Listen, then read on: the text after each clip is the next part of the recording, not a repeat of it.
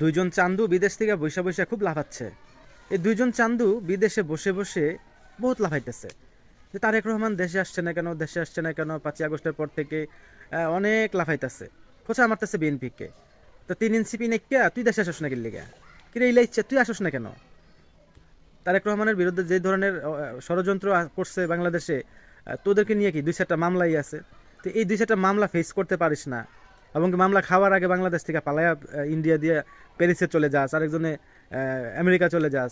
তো তারেক রহমানের সাথে যেটা হইছে, তোদের সাথে কি সেটা হইছে? তাকে নিয়ে যে বগর বগর করিস যে পাশের দেশ ইন্ডিয়া, এবং কি মানে বিভিন্ন লোকে, তো জামাতেরও টার্গেট এখন তারেক রহমান।